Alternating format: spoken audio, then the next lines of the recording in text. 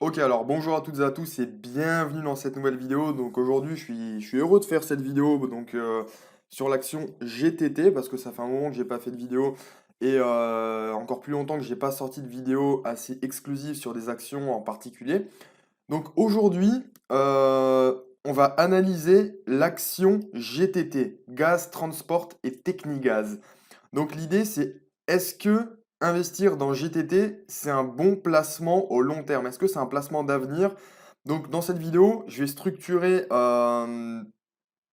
l'ensemble des éléments de la manière suivante. Donc d'abord, je vais présenter rapidement l'entreprise. Ensuite, on va analyser tous les aspects stratégiques qui gravitent autour de cette entreprise. Donc business model, secteur d'activité, perspective d'avenir ensuite, etc. On va se focaliser après sur de l'analyse plutôt financière, donc les éléments financiers. Et en fin de vidéo, je vous dévoilerai mon avis très personnel. Est-ce que je vais acheter des actions GTT, oui ou non? Si oui, pourquoi? Sinon, pourquoi? Donc, on va tout de suite passer à la slide suivante. Si mon ordi veut bien, ok. Donc, GTT, Gaz Transport et Technigaz, c'est une SA française, donc une société anonyme, comme la majorité des sociétés cotées à la Bourse de Paris. Donc c'est une société anonyme française d'ingénierie navale qui est issue de la fusion donc en 94 de deux sociétés rivales qui sont Gaz Transport et Technigaz. Et à l'issue de cette fusion en 1994, enfin depuis 1994, c'est cette nouvelle structure, donc GTT, qui est en place et la société a été introduite en bourse en 2014. Donc maintenant, au niveau de la structure actionnariale, donc il faut comprendre une chose, hormis une particularité, donc qui est NJ, le capital de la société, il est très dilué, il est très atomisé. La seule spécificité, c'est que un très grand actionnaire majoritaire domine dans le capital de l'entreprise, c'est la société NJ, dont le capital est majoritairement détenu par l'État, je tiens à préciser. Engie qui détient plus de 40% du capital de GTT. Ensuite, le reste de l'actionnariat est assez atomisé, donc ce sont beaucoup de petits actionnaires et beaucoup d'actionnaires du public. Du public, pas du secteur public, mais des gens particuliers comme vous et moi. Alors, le secteur d'activité principal de GTT, c'est la construction de navires méthaniers équipés de systèmes de confinement à membrane cryogénique pour le stockage et le transport maritime de GNL, donc de gaz naturel liquéfié. GTT est le leader mondial sur ce secteur. Donc, c'est peut-être pas très clair, donc je vais vous montrer, déjà je vais vous parler je vais vous expliquer ce qu'est un navire méthanier. Donc, GTT conçoit, construit, commercialise des navires méthaniers. Donc, un navire méthanier, typiquement, c'est un navire qui ressemble à ça, qui est destiné au stockage et au transport de gaz naturel liquéfié. On appelle ça des navires méthaniers puisque le gaz naturel liquéfié est majoritairement composé de méthane. Je vais en parler un peu après et je vous rassure, hormis ces quelques aspects techniques, ce sera beaucoup plus simple dans la suite de la vidéo. Donc voilà ce qu'est un navire méthanier. Donc je reprends ma slide.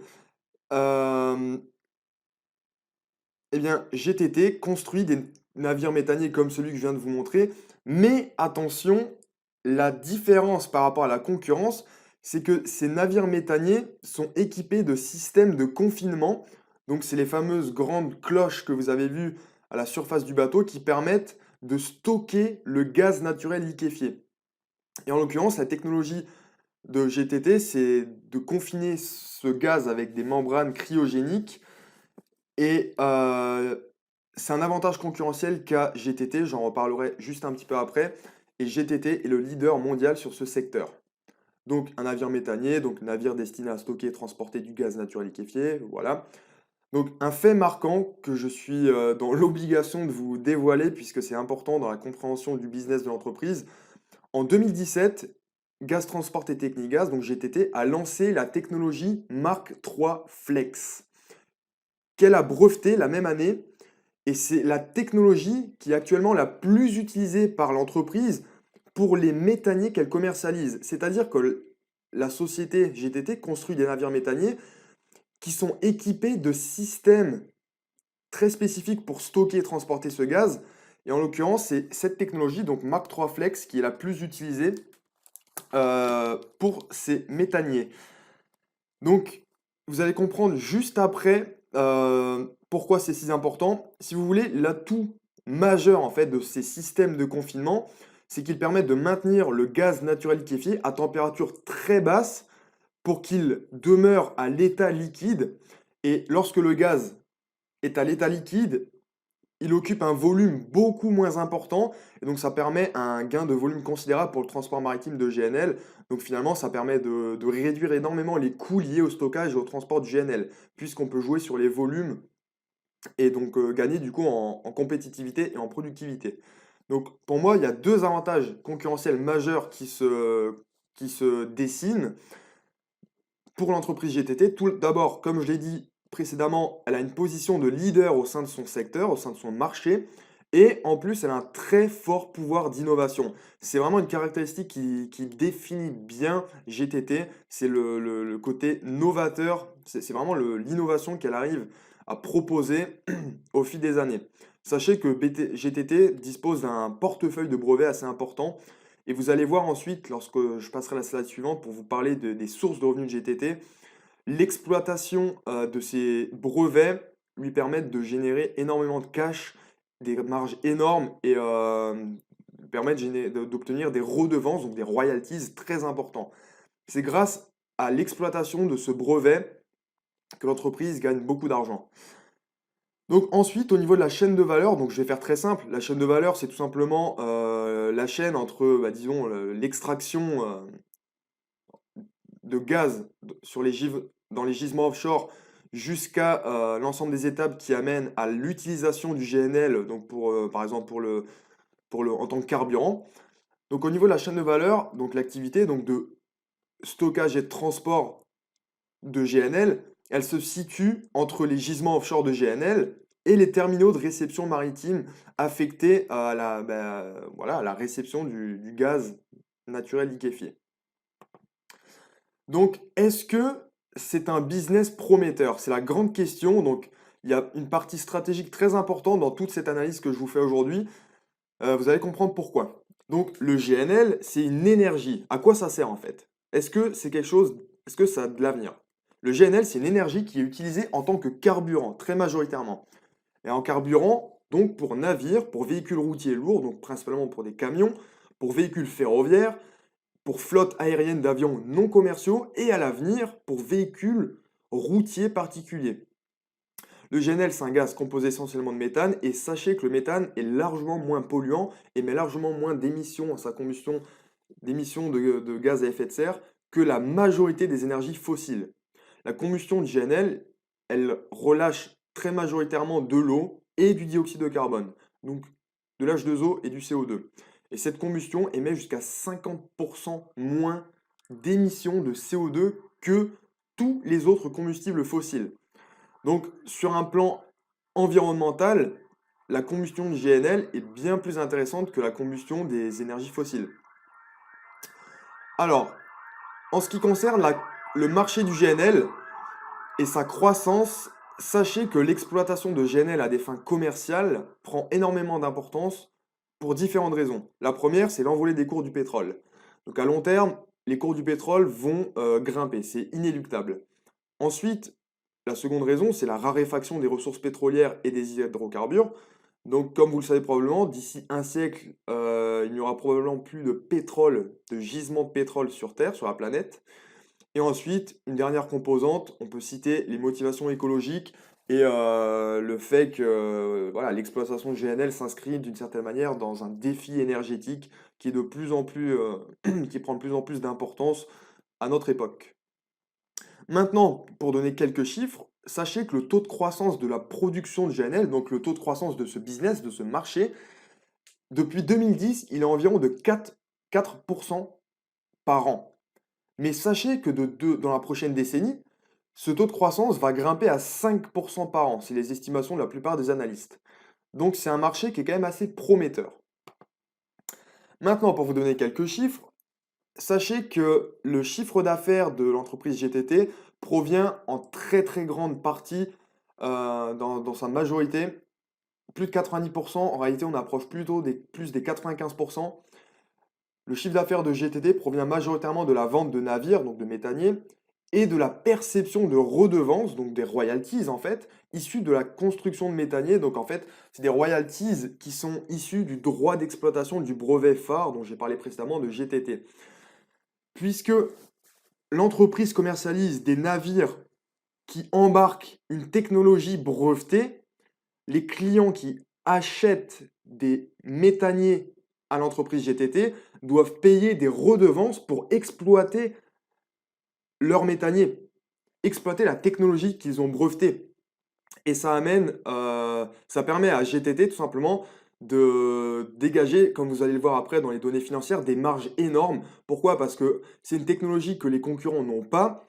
Donc GTT peut se permettre de faire, n'est pas obligé d'aligner ses prix sur la concurrence et peut se permettre de commercialiser ses navires méthaniers à des prix beaucoup plus élevés que la concurrence, puisqu'ils sont beaucoup plus performants et beaucoup plus intéressants d'un point de vue, comment je pourrais dire, d'un point de vue financier, puisqu'ils permettent de stocker plus de gaz naturel liquéfié. Donc ça permet d'optimiser les trajets et de réduire les coûts. Et ensuite, moins de 10%, ça aurait été à peu près 5% du chiffre d'affaires restant provient d'autres activités, donc je vais pas m'attarder là-dessus. Mais sachez, sur ce sujet, mais sachez que GTT a tendance à s'intégrer de plus en plus verticalement le long de sa chaîne de valeur et à développer des activités sur d'autres maillons, d'autres chaînons de la chaîne de valeur dont j'ai parlé précédemment. Maintenant, sachez que en ce qui concerne GTT, en ce qui concerne la demande prévisionnelle pour ces fameux navires méthaniers, le carnet de commandes, il est rempli jusqu'en 2022. Donc ça nous laisse quand même de la marge et de la visibilité sur le business de GTT pour les années à venir. Et actuellement, il y a plus de 100 navires méthaniers, donc vous avez vu quand même le gabarit, hein, c'est quand même des mastodontes ces navires méthaniers. Il y a plus de 100 navires méthaniers qui sont en attente de construction et il y a plus de 50% d'entre eux qui vont embarquer la technologie Mark III Flex dont j'ai parlé précédemment, cette fameuse technologie, donc confinement avec des membranes cryogéniques, etc. euh, qui vont donc ça va encore permettre à GTT de générer beaucoup d'argent sur la vente de méthanier et sur la perception de redevances issues de l'exploitation de son brevet phare, sorti en 2017. Donc maintenant, quel est le type de valeur GTT? Qu'est-ce que c'est comme type de valeur? Donc, pour moi, GTT, c'est une valeur de fonds de portefeuille. Donc sachez il existe à mes yeux trois principaux types de valeurs. Des valeurs de rendement, un exemple Total ou Sanofi, des valeurs de croissance, exemple Amazon, Facebook, donc des valeurs qui en général ne rétribuent pas leurs actionnaires avec des dividendes ou peu, puisqu'elles réinvestissent massivement dans leur développement et dans leur croissance. Elles sont encore en phase de croissance et non pas en phase de maturité comme les valeurs de rendement généralement. Et il existe les valeurs de fonds de portefeuille qui sont à mi-chemin entre valeurs de rendement et de croissance, donc donc qui ont une croissance annuelle modérée de leurs bénéfices, donc entre 5 et 10% à la louche. Et pour moi, GTT, c'est une valeur de fonds de portefeuille. Maintenant, sachez également que GTT, c'est une valeur cyclique. Donc une valeur cyclique, je le rappelle, si vous ne le savez pas, c'est une valeur qui est fortement... Voilà, quand on dit qu'un secteur ou qu'une entreprise est cyclique, cela signifie que c'est une entreprise ou un secteur qui est fortement corrélé au cycle économique et à la conjoncture économique. Par exemple, un secteur non cyclique est qualifié de défensif. Ben, le secteur de la santé, de la pharmacie, de l'alimentation, il est plutôt défensif puisque, crise économique ou non, les gens tout le monde a toujours besoin de se soigner et de se nourrir et de s'alimenter. Eh bien, sachez que le secteur de l'énergie est relativement cyclique et suit des cycles haussiers et baissiers assez récurrents. Et donc, GTT, c'est une valeur plutôt cyclique, relativement cyclique, puisque c'est une valeur du secteur de l'énergie. Maintenant, en ce qui concerne la politique de dividende, sachez que le dividende de GTT est relativement stable, donc il est maintenu stable année après année, sans réelle hausse significative, malgré une petite hausse, donc je vais rapidement vous montrer. Donc, alors, j'aurais dû le préparer en avant, je m'excuse. Donc, l'historique de versement de dividendes de GTT, trading ça, tac, boum, schlag, ça c'est nickel. Donc, vous voyez que sur les dernières années, le dividende, il est à peu près stable, donc 2 euros en 2013, 2,66 € en 2014, toujours 2,66 € en 2015, toujours 2,66 € en 2016, idem en 2017 et un peu plus en 2018. Donc vous voyez qu'il y a une hausse très légère du dividende année après année, mais elle est relativement contenue et donc le dividende, on peut le qualifier de relativement stable. Euh, Pardon, je m'excuse. Ensuite, mince, mince, mince, je fais n'importe quoi, pardon. Donc ensuite, on va analyser financièrement la société GTT. Donc je vais pas extrapoler sur cette diapositive, je vais vous montrer directement en live. Donc avant ça, pour votre information, je vous présente le cours boursier de GTT depuis 2014, depuis son introduction en bourse. Donc je fais cette vidéo puisque depuis 3 ans, le cours boursier grimpe à un rythme assez effréné. Et donc c'est pour vous dire si est-ce que oui ou non il faut acheter cette société. Donc, en ce qui concerne les données financières, pardon, excusez-moi, première chose à noter, la capitalisation boursière de GTT, elle est de 3 milliards d'euros. Donc, c'est pas une grande capitalisation. Le PER, donc, ça, je rappelle, le PER permet d'estimer le niveau de cherté d'une action par rapport à ses données financières intrinsèques. Le PER, donc, l'entreprise se paye 20 fois, 20,4 fois les bénéfices. Historiquement, la société se payait plutôt 15 fois les bénéfices, donc elle est légèrement surévaluée par rapport à ses niveaux de valorisation historiques. Ensuite, le rendement donc, du dividende sur 2019, il est de 3,84%. Donc c'est pour ça que je vous dis que c'est à mi-chemin entre valeur de rendement et de croissance, puisque le rendement est relativement intéressant tout de même. Il est supérieur au rendement que vous pouvez escompter d'une action comme la Française des Jeux. Euh, Maintenant, sachez que le cours sur actif net de GTT, il est de 14,8, donc c'est énorme. C'est assez énorme, ça veut dire que la capitalisation de la société, elle est de quasiment 15 fois la valeur comptable des actifs de l'entreprise. Mais sachez que ce n'est pas réellement une problématique en l'occurrence, puisque l'entreprise gagne aussi énormément beaucoup d'argent sur la perception de royalties, de brevets, etc. Il ne faut pas seulement s'attarder sur la valorisation, enfin la valeur des actifs en l'occurrence. Maintenant, et là, ça devient hyper intéressant. Sachez que GTT, Gaz Transport et Technigas, c'est une des entreprises de la cotée à la Bourse de Paris ayant les marges les plus astronomiques. La marge d'exploitation de GTT, cette année, elle est de 62,1%. C'est juste énorme. Et la marge nette, elle est de plus de 50%. C'est-à-dire que sur le chiffre d'affaires que GTT réalise, elle en tire du cash net, de la marge nette finalement, de plus de la moitié de son chiffre d'affaires, en l'occurrence 53,6%. Et c'est des marges qui sont absolument colossales. Dans ce genre de secteur d'activité, pour ce genre d'activité, on peut s'attendre plutôt à des marges de l'ordre de 7, 8 à 10%, des marges nettes, ce qui est déjà très intéressant. Eh bien, aujourd'hui, je vais vous expliquer pourquoi ces marges sont si importantes. Et c'est en fait tout simplement puisque l'entreprise dispose d'un énorme avantage concurrentiel en raison des brevets qu'elle a commercialisés, enfin des brevets qu'elle a déposés et qu'elle exploite, elle peut se permettre, comme je l'ai dit précédemment, de réaliser des marges énormes et de ne pas s'aligner sur la concurrence puisque ses produits sont bien meilleurs. Ses méthaniers sont bien meilleurs, bien plus performants. Donc maintenant, l'évolution du chiffre d'affaires, vous voyez que le chiffre d'affaires croît donc à la louche entre 5 et 10%, plutôt 6-7% je dirais, d'année en année en moyenne. Il en est à peu près de même pour le résultat d'exploitation. Globalement, sur la tendance sur plusieurs années, elle est quand même haussière. Et donc, ben, découle de ça une tendance aussi haussière à la longue sur le résultat net, donc en l'occurrence le bénéfice de l'entreprise. Donc voilà, ça c'est les principaux éléments que je voulais détailler.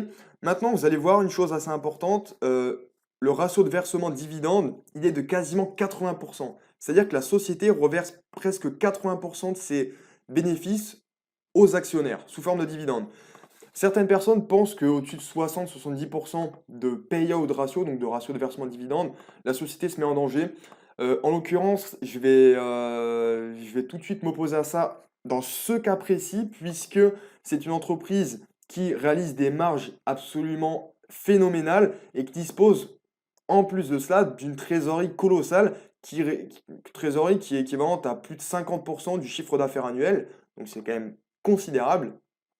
Et donc pour moi, ce taux de versement de dividendes, ce ratio, il est tout à fait correct et il n'est pas, je dirais, pour parler trivialement, il n'est pas déconnant. Voilà. Donc l'entreprise, elle a une trésorerie qui augmente d'année en année. Donc la tendance elle est tout de même haussière, encore à la longue, malgré certains projets d'investissement à l'avenir.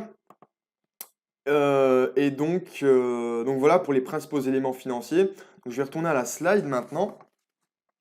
Alors, ce qui est inscrit ici, c'est finalement ce que je viens de vous récapituler. Donc, je vais pas m'attarder là-dessus, puisque c'est ce que je viens de récapituler. Maintenant, la grande question, c'est est-ce que pour Gaz Transport et Technigaz, GTT, est-ce que l'on a des perspectives d'avenir? Parce que nous, ce qui nous intéresse, lorsqu'on achète une action, c'est de savoir quelles sont ses perspectives de hausse, de croissance à l'avenir. Donc, sachez, comme je l'ai déjà plus ou moins évoqué, la demande de GNL, gaz naturel liquéfié, dans les années à venir, elle va très logiquement croître, augmenter, en raison de plusieurs raisons, hein, j'en ai déjà parlé, mais d'une pénurie, alors ça je n'ai pas parlé, mais d'une pénurie de gaz qui est prévisible, parce que les ressources gazières sont elles aussi généralement limitées, mais surtout c'est en raison de l'envolée attendue, escomptée donc des cours du pétrole au long terme, de la raréfaction des ressources pétrolières et des hydrocarbures, et dans une moindre mesure, c'est également en raison des motivations écologiques qui émanent de la plupart des pays les plus développés, on va dire. Ensuite, la croissance prévisionnelle, comme je l'ai déjà dit, de la production de GNL d'ici 2030, du moins à partir de maintenant, finalement jusqu'à 2030, elle est estimée à peu près 5% par an. Donc le marché du GNL, il est relativement porteur, il est relativement pardon, prometteur. Ensuite, également, actuellement, dans un certain nombre de secteurs, on recherche de nouveaux débouchés aux technologies qui sont développées par GTT. Ou pardon, excusez-moi, j'avais une confusion. Ça, c'est plutôt ce que je veux signifier par là, c'est que GTT recherche des nouveaux débouchés aux technologies qu'elle développe. Donc des nouveaux débouchés, pas forcément dans le GNL, mais des nouveaux débouchés pour les technologies qu'elle brevette et qu'elle développe. Donc c'est également un axe c'est un relais de croissance hein, finalement pour GTT, et c'est également une piste intéressante à développer, bien qu'elle soit c'est relativement difficile d'estimer correctement les perspectives de développement de ces nouveaux débouchés, mais ça reste une piste qui est actuellement intégrée, incluse dans la stratégie long terme de l'entreprise. Et pour moi, ce qui est très important à comprendre, c'est qu'une grande force de GTT, c'est sa très grande capacité d'innovation et sa possession, le fait qu'elle possède un portefeuille assez conséquent de brevets, et qui plus est, certains brevets qui lui confèrent un avantage concurrentiel. Donc maintenant, la grande question que tout le monde se pose, est-ce qu'il faut acheter, oui ou non, des actions Gaz Transport et Technigaz? Alors, je suis désolé, oui et non. Donc, je vais vous expliquer pourquoi oui et pourquoi non. Et dans la dernière slide, je vais vous expliquer ce que moi, personnellement, je vais faire. Donc, alors, acheter, oui ou non? Oui, tant que le brevet phare de GTT n'arrive pas à expiration, donc le fameux brevet dont je vous ai déjà parlé. Ce n'est pas le seul, mais c'est celui-ci le plus important. Tant que celui-ci n'expire pas et donc ne tombe pas dans le domaine public, à mon avis, il y a peu de risques à acheter des actions GTT, mais le jour où ce brevet arrive à expiration, il ne donnera plus droit à perception de redevance, hein, finalement de royalties pour GTT, et le chiffre d'affaires devrait être fortement impacté par cela. Je précise une chose, ce brevet phare a été breveté en 2017. J'ai pas trouvé la date d'expiration, j'ai pas retrouvé le brevet malheureusement, mais je sais que généralement les brevets expirent après 20 années. Donc a priori, pour la décennie à venir, il n'y a pas d'inquiétude à avoir quant à la validité de ce brevet déposé par Gaz Transport et Technigaz. Maintenant, acheter oui ou non. Je vous ai dit que c'est un secteur cyclique, donc le cours boursier est relativement corrélé, disons, à la conjoncture économique, et donc la volatilité est relativement importante sur des valeurs du secteur énergétique. Donc, il est probable qu'en cas disons, comment je pourrais dire, pour des raisons conjoncturelles défavorables, il est probable que le cours boursier subisse une décote importante, trop importante au regard des faits.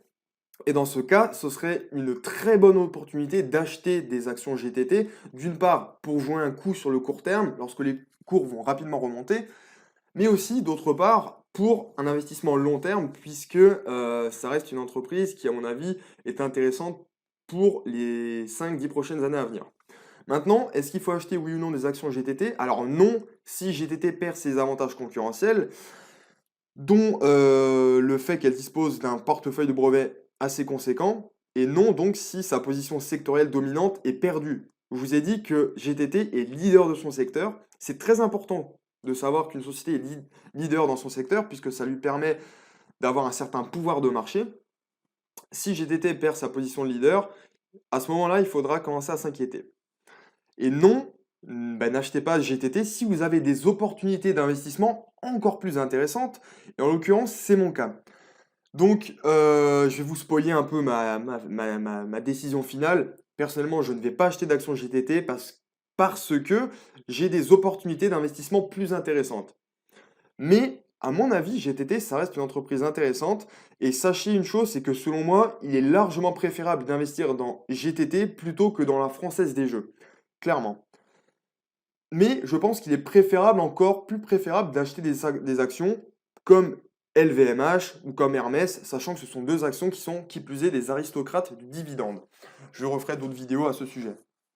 Donc, révélation, ma décision, en ce qui me concerne, je n'achèterai pas pour le moment d'actions GTT. Mais il est tout à fait possible que d'ici quelques mois ou quelques années, je prenne ma décision.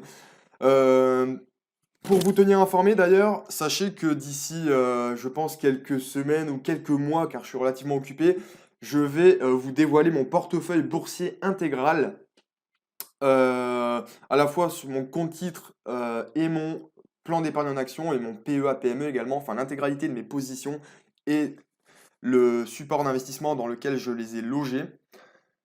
Voilà, donc bah, écoutez, je vais pas m'attarder davantage sur cette vidéo, je vais pas extrapoler davantage. Si cette vidéo vous a plu et que vous a permis d'apprendre des choses intéressantes et utiles pour vous, pour faire vos décisions d'investissement, bah écoutez, n'hésitez pas à me soutenir et à aimer la vidéo. Évidemment, à commenter si vous avez des commentaires en fait. À me poser des questions en commentaire si vous en avez, je répondrai avec grand plaisir. Et bien évidemment, hein, on le redira jamais assez, mais à vous abonner à la chaîne si c'est pas déjà fait. Et puis évidemment, si le contenu vous plaît et vous intéresse. Bon bah écoutez, je vous remercie de m'avoir suivi pardon, jusque-là si ça a été le cas. Et je vous dis à très vite.